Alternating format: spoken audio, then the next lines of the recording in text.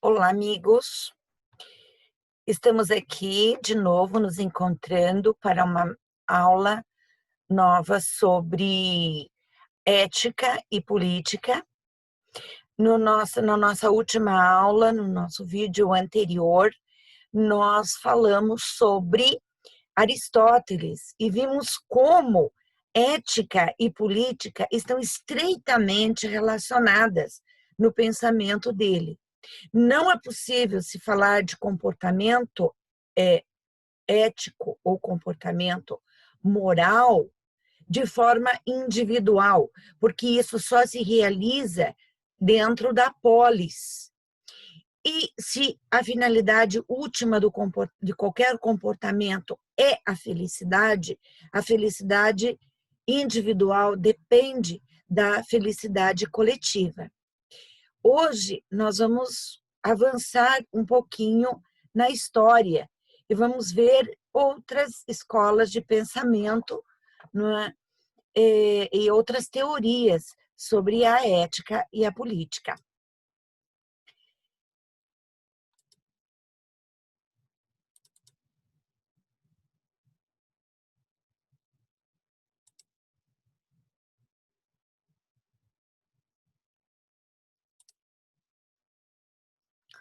Então, logo depois de Aristóteles, a Grécia vive um período em que vai desaparecer a polis, não é?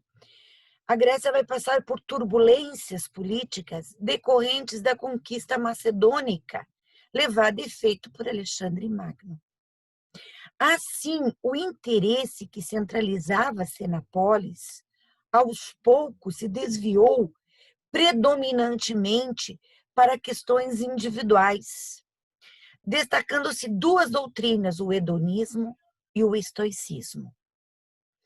Então, nós temos aqui um momento em que não há mais espaço para a política como se fazia na polis, porque no império, seja primeiro no império de Alexandre o Grande, depois no Império Romano, as decisões são todas tomadas no centro do império.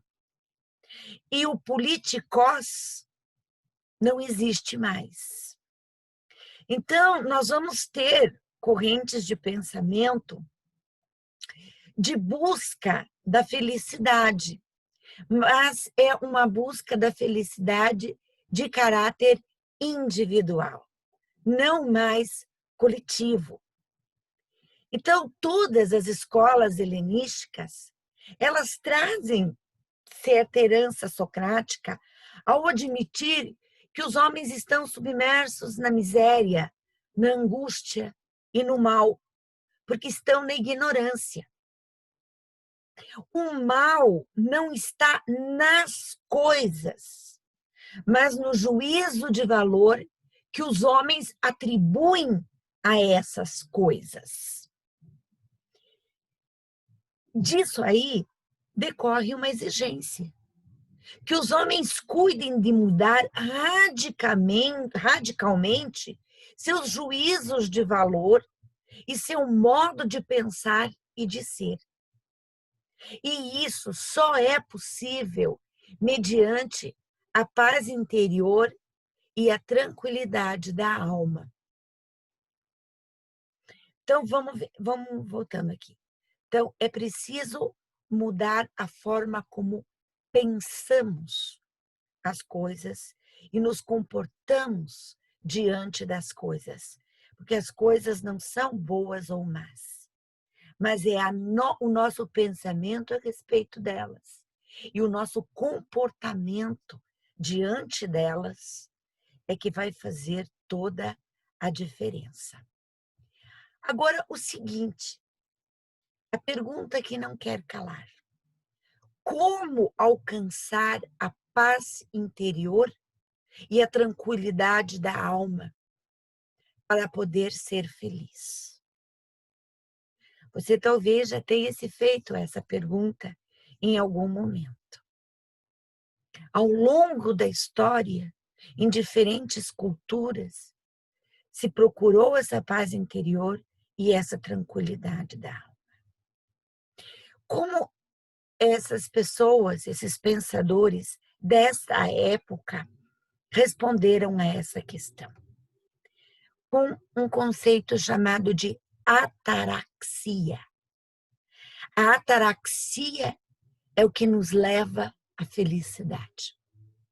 E o que quer dizer ataraxia?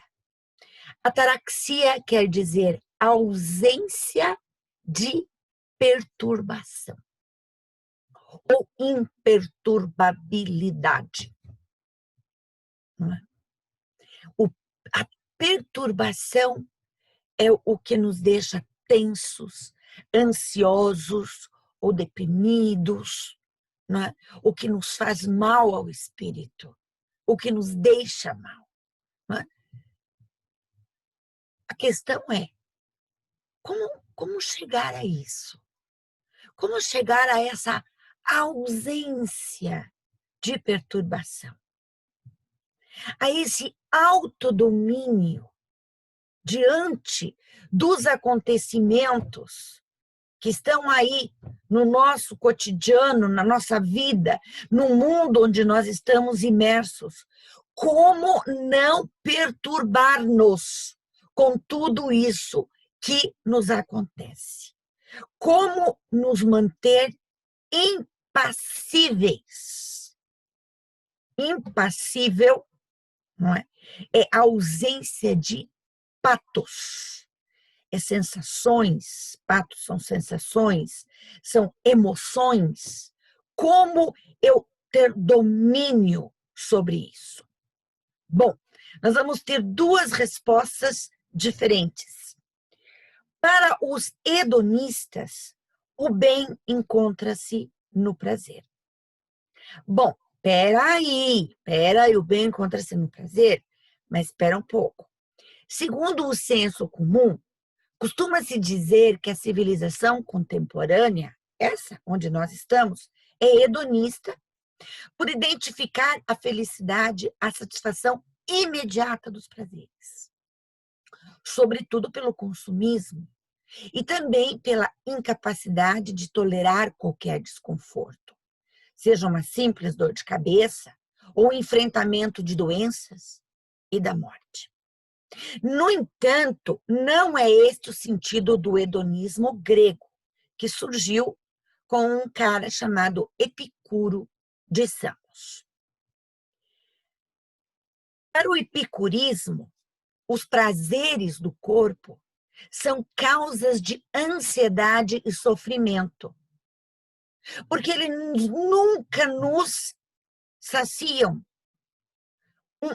Um sempre leva a outro a exigência de outro e de mais e de mais. E é por isso que a alma permanece perturbada, sempre perturbada. Para que a alma permaneça imperturbável, é preciso aprender a dominar os prazeres materiais, o que leva Epicuro a privilegiar os prazeres espirituais, sobretudo os que dizem respeito à amizade. Dizia Epicuro, o prazer é o início e o fim de uma vida feliz. Com efeito, nós o identificamos com o bem primeiro e inerente ao ser humano. Em razão dele, praticamos toda escolha e toda recusa. E a ele chegamos escolhendo todo o bem de acordo com a distinção entre prazer e dor. Nós sempre estamos distinguindo o que dá prazer e o que leva à dor. E tentando escolher aquilo que nos dá prazer. Mas, embora o prazer seja nosso bem primeiro e inato, nem por isso escolhemos qualquer prazer. Há ocasiões em que evitamos muitos prazeres quando deles nos advêm efeitos, o mais das vezes, desagradáveis. ao passo que consideramos muitos sofrimentos preferíveis aos prazeres, se um prazer maior advier depois de suportarmos essas dores por muito tempo. E é por isso que Epicuro faz uma escala de prazeres e mostra como os prazeres superiores aos quais nós devemos alcançar para alcançar essa ataraxia e a felicidade seriam os prazeres intelectuais e espirituais. Às vezes, para alcançar esses prazeres maiores, intelectuais e espirituais, nós temos que renunciar a prazeres inferiores, prazeres materiais. Então, por um lado, nós temos o hedonismo. Por outro lado, nós temos uma outra escola chamada estoicismo. Ela se chama estoicismo porque ela funcionava lá no começo dela, ao lado de um pórtico, de um portal, e em grego portal é estoa. Então, Zeno, ou Zenon de Sítio, criou a ética estoica que se contrapunha ao epicurismo no sentido de desprezar os prazeres em geral por considerá-los fonte de muitos males.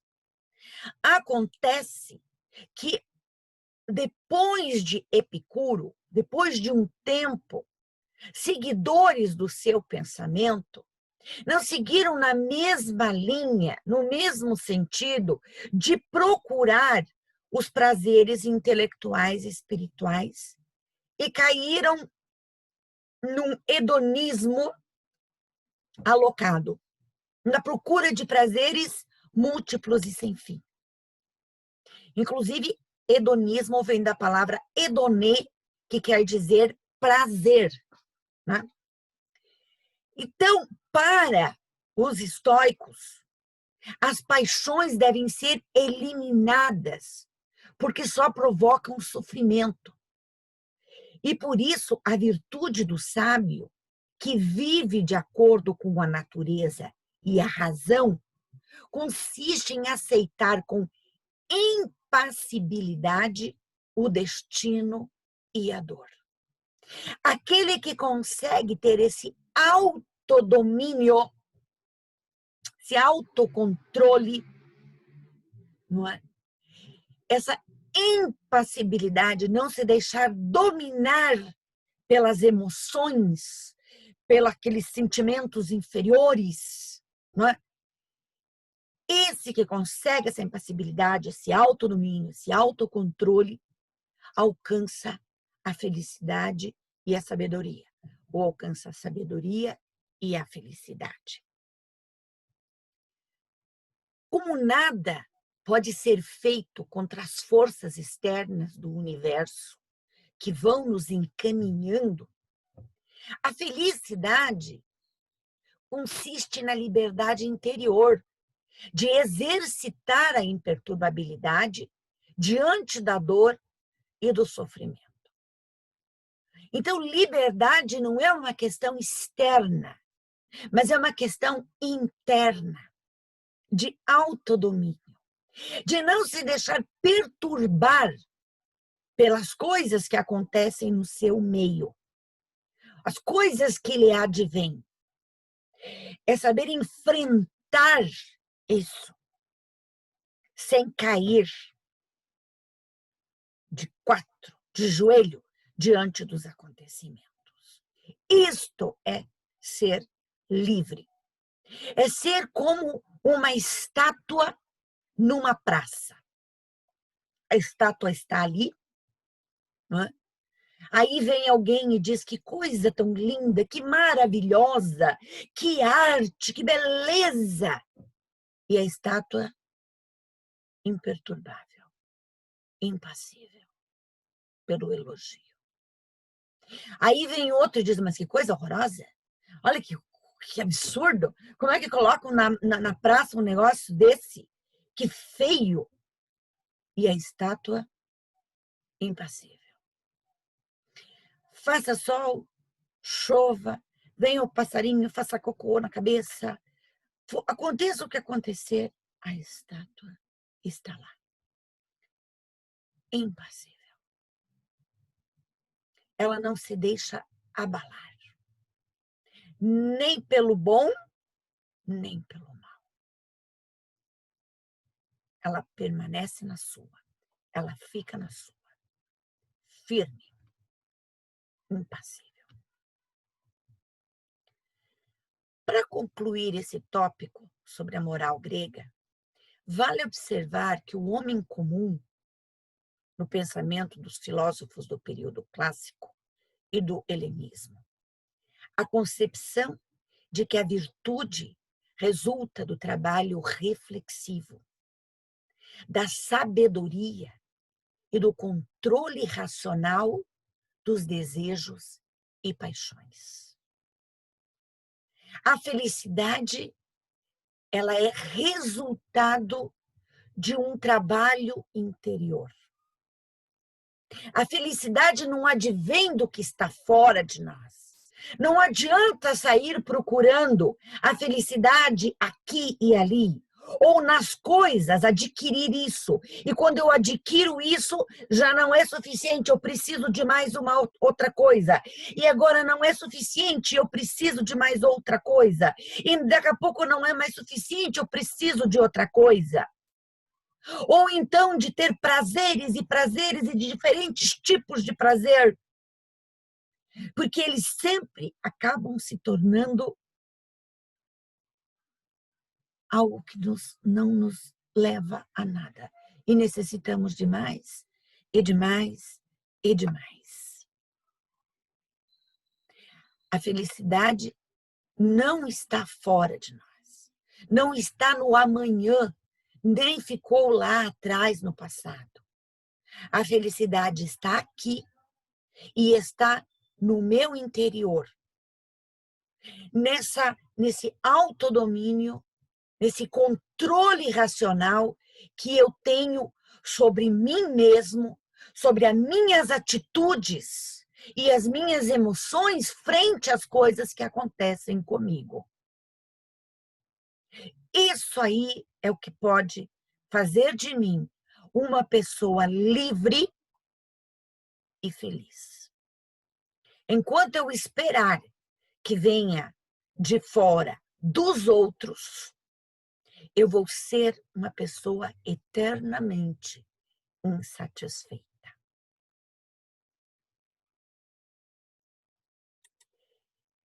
E é com isso, queridos, que nós encerramos uma grande etapa, toda a etapa do pensamento da filosofia grega. E espero que nos ajude a refletir, pensar um pouco sobre a nossa vida, sobre o que nós vivemos no nosso interior e nas nossas atitudes frente ao mundo exterior. Porque a filosofia é para nos ajudar a sermos pessoas melhores, não é? E encontrarmos também a felicidade, não é? Então, às vezes as pessoas dizem assim, o filósofo é tudo louco. Não, não. Os filósofos não são os loucos. Eles são os lúcidos. Eles é que são os lúcidos, certo? Então, eles nos mostram aquilo que muitas vezes o senso comum não nos mostra. Eles nos ajudam a observar certas situações, certos elementos que às vezes no nosso corre-corre da vida diária a gente não está observando. E no nosso próximo vídeo nós já vamos dar um outro salto com a entrada do cristianismo que arromba a história, não é? E esse advento vai trazer uma série de transformações na forma de se enxergar o que é o ser humano e o que é a relação do ser humano com o mundo, com a sociedade e com Deus.